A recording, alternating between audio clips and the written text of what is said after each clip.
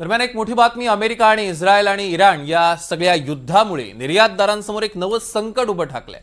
Shipping कंपन्यांनी युद्धाचा अधिभार लावण्यास सुरुवात केलेली आहे। WRS म्हणजे अधिभार लावतायत ते प्रत्येक कंटेनर मागे 3 ते 3.5 लाखांचा खर्च वाढतोय। भारतातनं हजारो कंटेनर परदेशी बाजारपेठेत जाण्याच्या प्रतीक्षेत आहे आणि त्याच वेळेला आता हा एक नवा आर्थिक भार, युद्धामुळे निर्यातदारांवर हा एक नवा आर्थिक भार लादला गेलेला आहे। प्रांजल कुलकर्णी आपले प्रतिनिधी आपल्या सोबत थेट जोडले गेलेत। प्रांजल, सौरभ, आपण जर बघितलं तर अमेरिका, इस्रायल आणि इराणमध्ये जे काही युद्ध सुरू आहे त्याचे जागतिक परिणाम हे बघायला मिळत आहेत।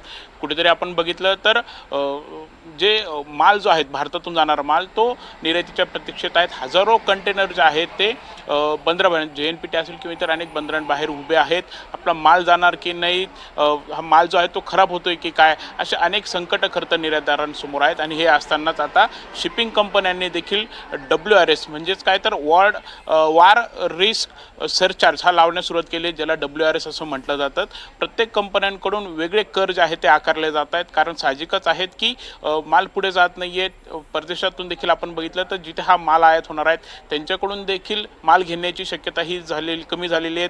अंतर हे वाढलेलं आहे, वेळ हा वाढलेला आहे आणि त्यामुळे शिपिंग कंपन्यांकडून हा चार्ज आकारण्यास सुरुवात ही झालेली आहे। साधारणतः आपण जर बघितलं तर एका कंटेनरला, म्हणजे जर 13 टन क्षमतेचा जर कंटेनर असेल तर त्याला साधारणतः गल्फ कंट्रीमध्ये जाण्यासाठी 17 ते 18 लाख रुपये खर्च येतो। यामध्ये जर आपण बघितलं तर ते कंटेनरचं भाडं असेल, मालाचा खर्च, शिपिंग भाडं असेल, मजूर असेल, कोल्ड स्टोरेजचा खर्च असेल, हे सर्व खर्च मिळून हा खर्च असतो। मात्र अशातच या जो सरचार्ज लागला जातोय, हा सरचार्ज जर आपण बघितलं तर एका कंटेनर मागे 3 ते 3.5 लाख रुपये अधिकचे निर्यातदारांना द्यावे लागणार आहेत। शिपिंग कंपन्या वेगवेगळ्या आहेत, प्रत्येक शिपिंग कंपन्यांचे चार्ज आहेत, WRS चार्ज हे वेगवेगळे आहेत।